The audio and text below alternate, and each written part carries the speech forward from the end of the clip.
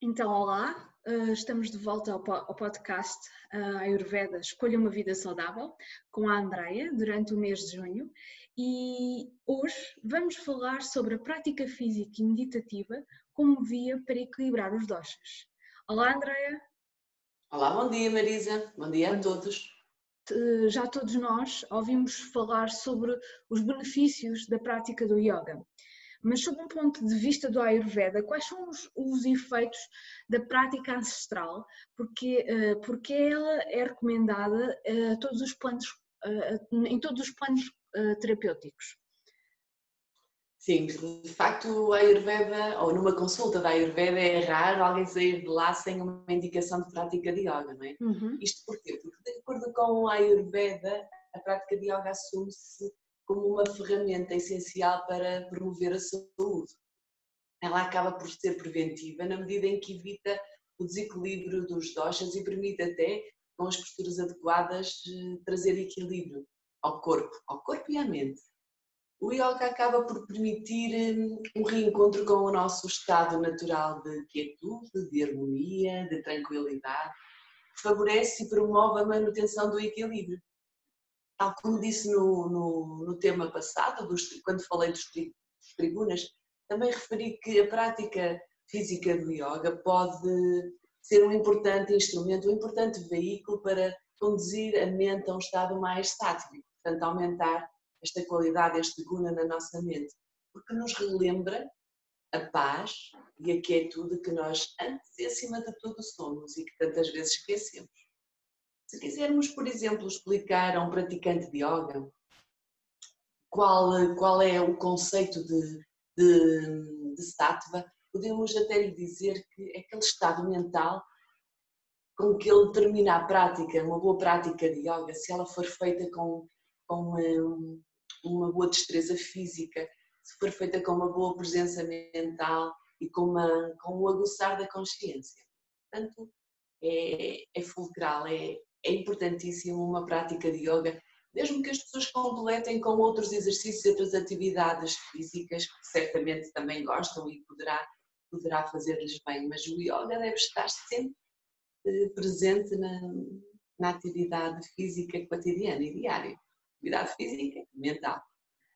Mas o yoga não produz apenas efeitos ao nível da mente? Não, o yoga produz muitos efeitos e incríveis efeitos ao nível da mente, mas não é só.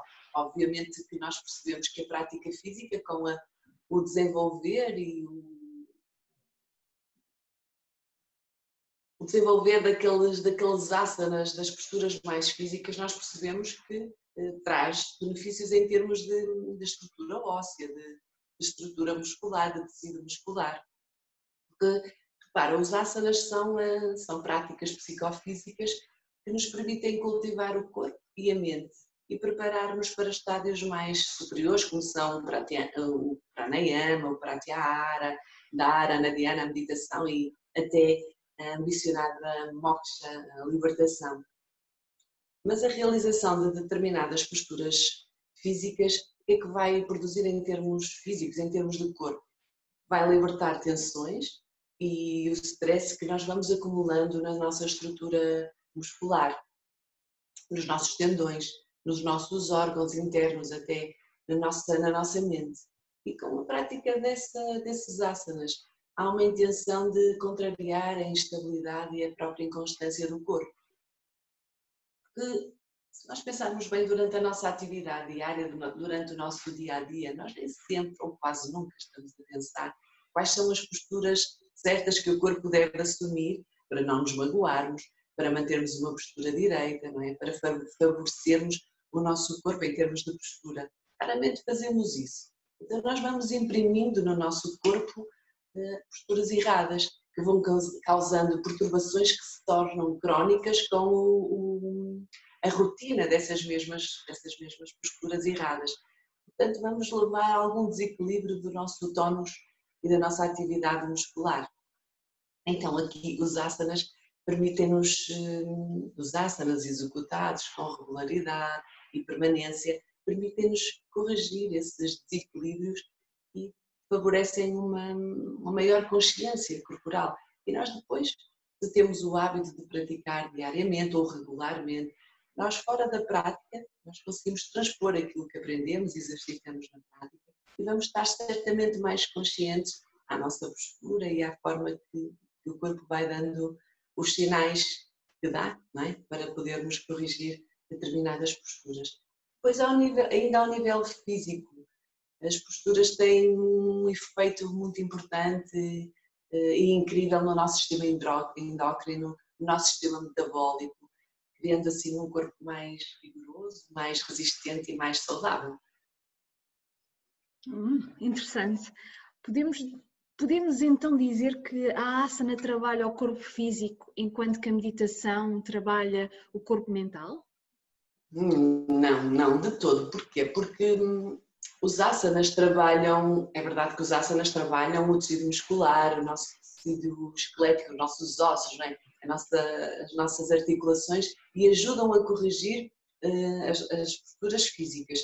Mas ao mesmo tempo os asanas vão permitir o libertar de tensões que estão acumuladas na nossa mente, permitem libertar pensamentos recalcados, permitem libertar emoções bloqueadas e isso vai criando um cenário menos tenso, mais livre, para que a mente possa assentar, possa aquietar.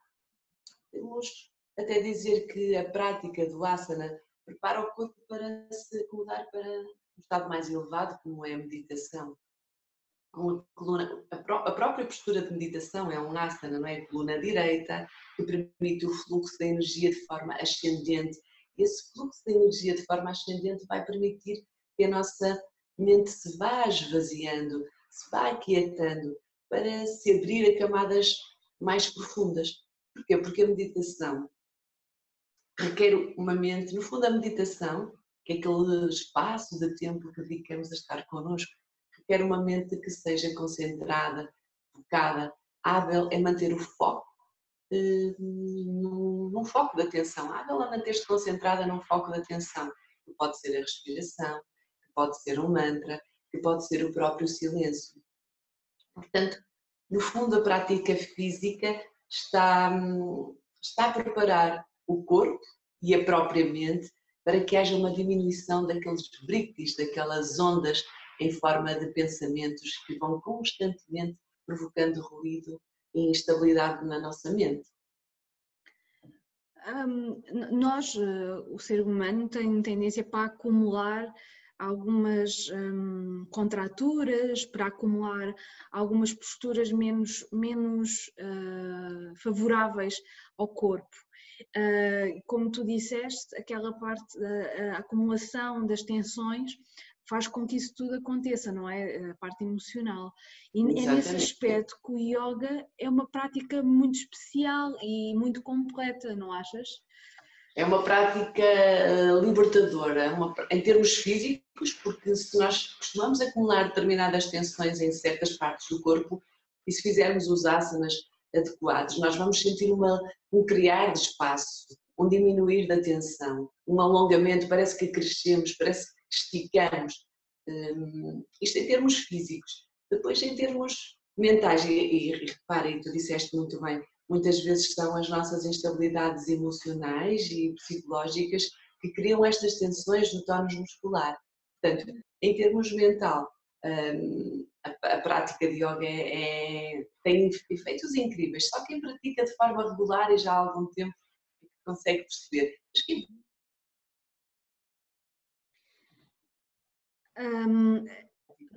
Portanto, por ser uma prática tão completa, todos os asanas são adequados para todas as pessoas? Não, é assim, de alguma forma os asanas podem ter um efeito benéfico em todas as pessoas porque têm uma particularidade. Todos eles reduzem o dosha vata, ou aliviam o dosha vata pelo trabalho muscular que propicia. Agora, se nós unirmos esta sabedoria do yoga e do ayurveda, nós vamos perceber que a prática dos asanas de forma mais específica para cada constituição, para cada biótipo, vai permitir que esses doshas se vão acumulando e agravando e vamos poder,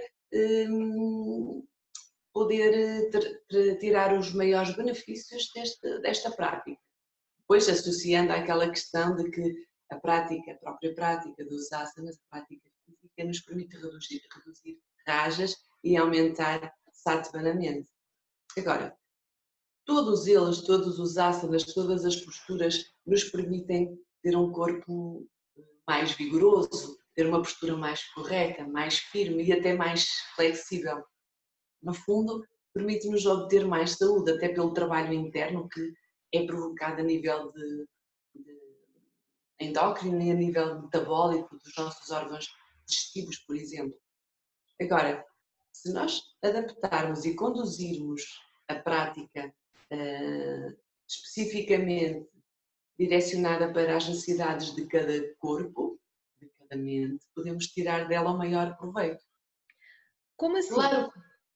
Claro que nós podemos, não faz mal, claro que nós podemos reconhecer que há asanas, aqueles asanas todos em que as pessoas se contorcem todas e que chegam com a cabeça e com a determinadas zonas que outras não conseguem, as pessoas ao olhar podem pensar, meu Deus, o yoga não é mesmo para mim.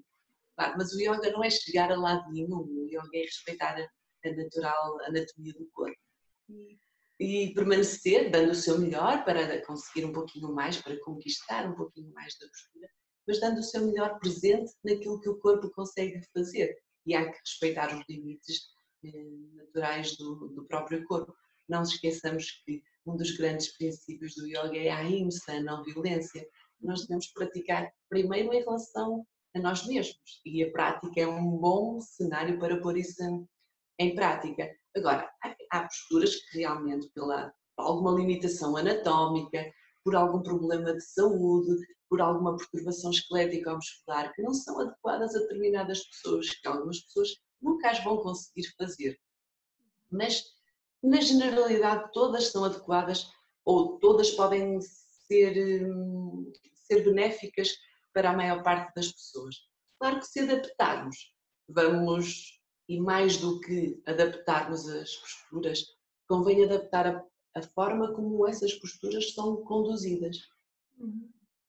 Por exemplo, as pessoas de constituição vata ou com desequilíbrio neste dosha devem optar por uma prática mais suave, mais delicada, orientada com calma, com delicadeza, porque a pessoa vata é mais sensível, é mais delicada, deve ser tratada como nós aprendemos em Ayurveda como uma florzinha de estufa às vezes, pela sensibilidade que evidencia.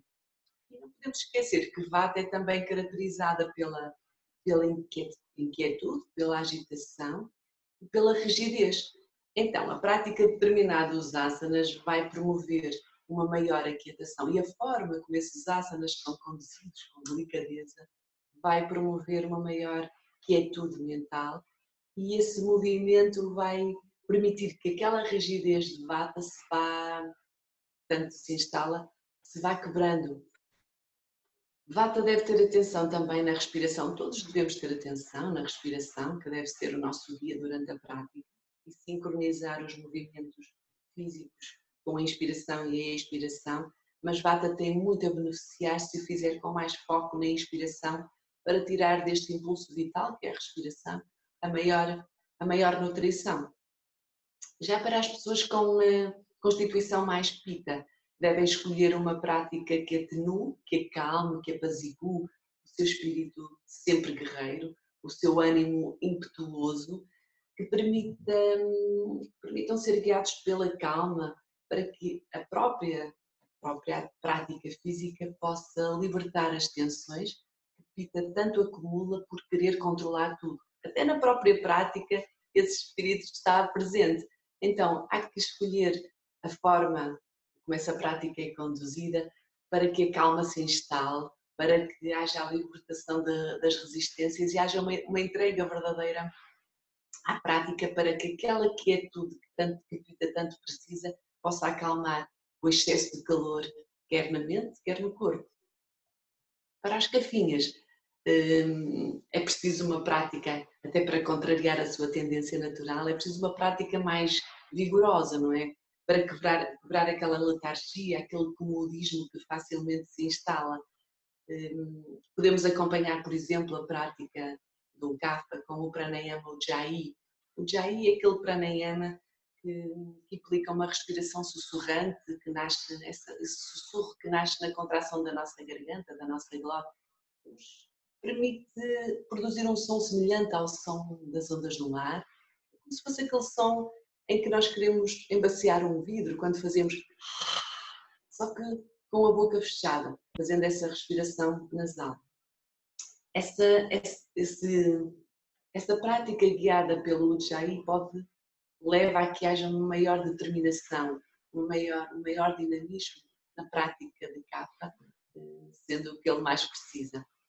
Portanto, eu acho que, no fundo, para sintetizar, eu acho que o desafio reside em contrariar, de cada biótipo, de cada dosha, reside em contrariar a sua tendência natural, para que não haja acúmulos, para que não haja agravamentos, mas às vezes não é fácil fazer isso, não é? Porque nós temos tendência a seguirmos aquilo que é mais confortável para nós, aquilo a que estamos mais habituados. E é difícil, mas por isso mesmo é que eu considero que a disciplina e a regularidade que o yoga nos ajuda a trabalhar tem um efeito muito benéfico neste trabalho de contrariar a nossa tendência natural, para tirarmos da prática o maior proveito. Andréia, este tema é super importante, obrigada por trazeres este tema, porque realmente a prática de yoga é tão específica, ou deve ser tão específica para cada pessoa e para cada biótipo. Muitas vezes há pessoas que vão a uma aula de yoga que recusam ou repulsam de imediato porque não gostam do formato que a prática é feita. Pronto. Mas, ao mesmo tempo, olhando para cada um destes biotipos que estiveste a explicar, parece-me que eu me adequo mais a um e outra pessoa vai se adequar mais a outro, e que se calhar essa atenção que o yoga e o ayurveda em conjunto têm pode fazer a diferença. E por isso pergunto-te se existem alguns exemplos de asanas ou posturas que possam ser utilizadas para cada biótipo em concreto. Claro que sim. E em relação ao que te estava a dizer, é muito importante, porque às vezes cria-se alguma aversão, principalmente quando não temos um conhecimento de nós mesmos aguçado ou apurado. Por isso é que é muito importante nós conhecermos os trigunas, as gunas da mente, sattva, rajas e tamas, porque muitas vezes, de acordo com o estado em que a nossa mente se encontra, nós podemos criar essa aversão. Se nós chegamos a uma prática de yoga muito rajásicos, com aquela atividade toda, aquele ímpeto todo, e vamos para uma prática em que o instrutor, o professor, ou guia a prática de uma forma muito delicada, muito amena, muito lenta, isso até é o que a pessoa precisa, não é? Mas se ela não está consciente do seu estado mental, ela vai se irritar, porque ela quer algo que continua a alimentar aquele movimento todo, que é uma prática física, porque não consegue estar parado. Isto não é para mim, dizem muitas vezes as pessoas, não é? Não conseguem perceber aquilo que realmente precisam. Por exemplo, quando eu costumo dar importância às condições climatéricas e às fases do ano, às estações do ano, num dia, e aqui em Esmoriz, na praia de Esmoriz, isso acontece algumas vezes, em dias que está uma nortada incrível, que é aquele vento vindo de norte muito acentuado, não é?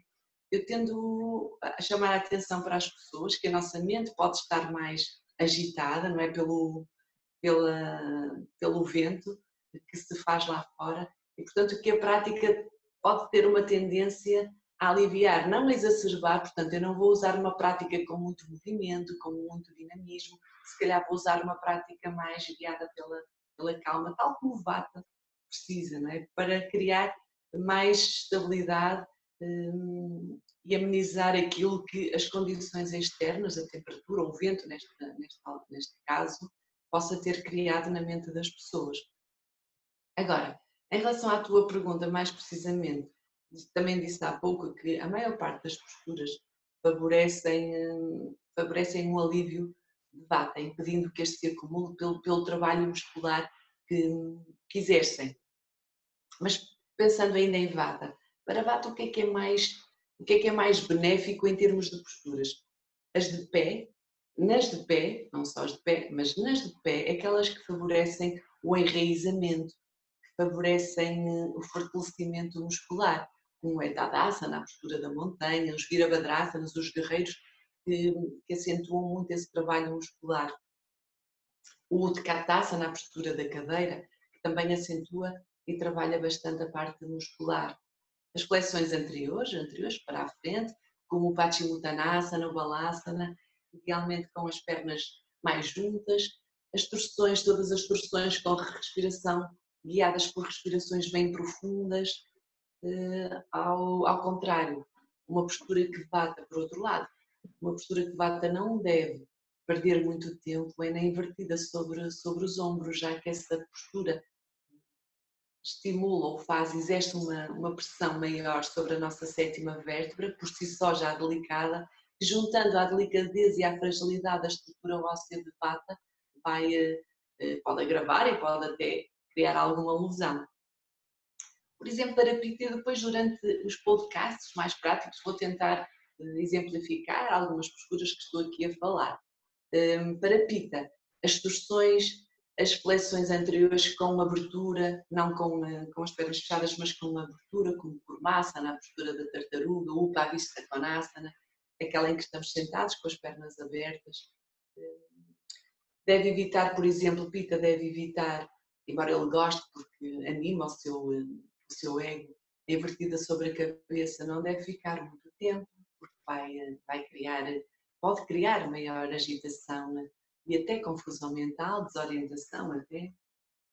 Depois, Kapha, deve escolher uma prática com asanas que permitam maior vigor, maior dinamismo, por exemplo, ciclos de saudação ao sol, bem vigorosos, bem dinâmicos.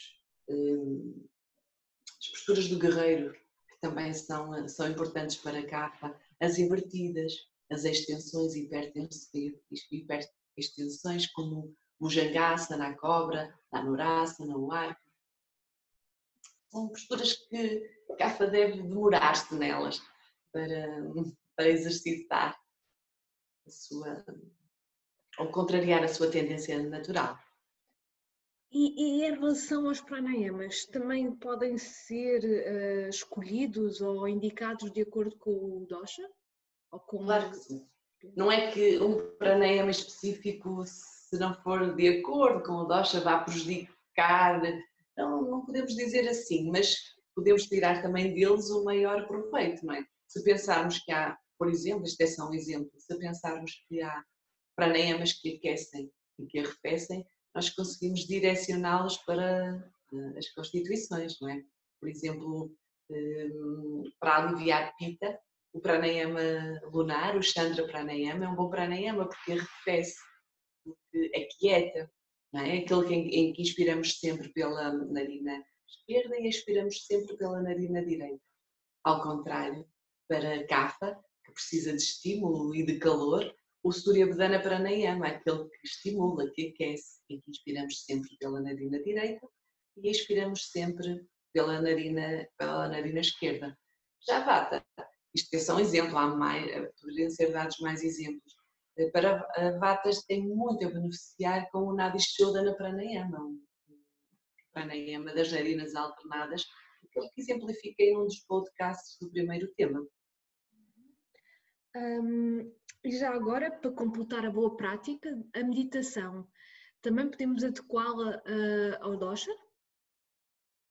Sim, nós podemos, regra geral, qualquer prática meditativa favorece todos os doshas, porquê? Porque induz um estado de sattva quase que natural, e sattva é o equilíbrio, portanto o equilíbrio predomina em todas as práticas meditativas. Mas quando há dificuldade, e há bastante dificuldade em meditar, pela agitação constante da mente, pela atividade excessiva com que imprimimos o nosso corpo, o nosso dia, a nossa mente, há alguma dificuldade pode surgir dificuldade em meditar. E aí nós podemos também direcionar para cada biótico. Por exemplo, isto de grosso modo, podemos sugerir que Vata faça uma meditação orientada para a paz, para a segurança, para o cultivo do discernimento e do enraizamento. Pode invocar, por exemplo, em forma de mantra, as formas protetoras da Mãe Divina, como o Durga, no mantra Om Shri Durgaya Namaha. Para reduzir mais pita, meditar para o não julgamento, para a aceitação, invocando o aspecto sereno de Shiva, não mais guerreiro, porque isso seria exacerbar a pita. Invocar o aspecto mais sereno de Shiva, em meditações também orientadas para a quietude, para a paz. Usar, por exemplo, o Bija Mantra Shrim na sua intuação. Kapha beneficia mais de meditações orientadas para todas as formas de desapego, guiadas por invocações das formas poderosas da Mãe Divina, como Kali, usando os Bija Mantras Aim, Krim, Ham, mas no fundo, e para reforçar a ideia que já referi, qualquer meditação é boa para todos os biótipos. Isto é se quisermos especificar, no caso de haver um grande agravamento de determinado dosha, um grande acúmulo, e numa recomendação mais terapêutica, nós podemos também orientar e guiar as meditações, porque sim, a meditação faz parte da prática de yoga. Andreia, tenho uma última pergunta, que era acrescentar aqui um melhor horário para a prática desta atividade completa, portanto, os asanas, pranayamas e meditação, de acordo com o dosha. Ou, de uma forma geral, qual seria o melhor horário do dia para praticarmos yoga? Olha, de uma forma geral, eu acho e recomendo que para todos a prática devia ser executada de manhã. De manhã, logo a primeira coisa que se faz, a primeira coisa a seguir ao banho, à purificação, porque nós acreditamos que é importante nós limparmos o corpo. Não tomar banho depois da prática, como fazemos em relação a outro exercício físico, mas tomar banho antes da prática, higienizarmos o nosso corpo e dedicarmos logo os primeiros momentos da manhã, que deveria ser assim bem cedinho, não é? Acordar ao nascer do sol, mas isso é impossível, de acordo com os hábitos das pessoas, é impossível para a maior parte das pessoas, mas acordar o mais cedo possível e fazer uma prática. E sim, essa prática, se for feita com regularidade e se for feita de forma diária, é importante que seja mesmo ajustada às necessidades e às tendências e aos biótipos de cada um. Agora, a maior parte das práticas que são ministradas pelos instrutores são feitas ao final do dia ou à hora do almoço, e mais vale praticar aí do que nunca praticar. Certo? Mas se nós pudermos depois nos disciplinar e fazermos, e quando se fala numa prática diária, não temos que fazer uma prática muito longa, escolher, lá está, alguns dos asanas que nos favorecem mais e exercitarmos logo pela manhã. Acreditem que vamos ter um entusiasmo, uma predisposição para o dia bem melhor. Muito mais energia, não é verdade? Muito mais energia. Claro que à noite depois também e à noite é muito importante a forma como a prática é conduzida, porque eu não recomendo práticas muito estimulantes à noite, principalmente para os tipos Vata, e aí é importante que se respeite, porque depois o sono vai refletir esse excesso de estímulo.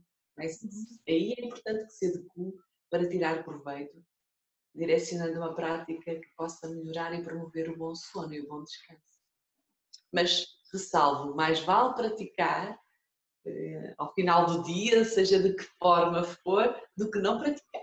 E depois as pessoas vão percebendo o que é que lhes faz melhor, o que não faz tão bem e vão podendo adaptar.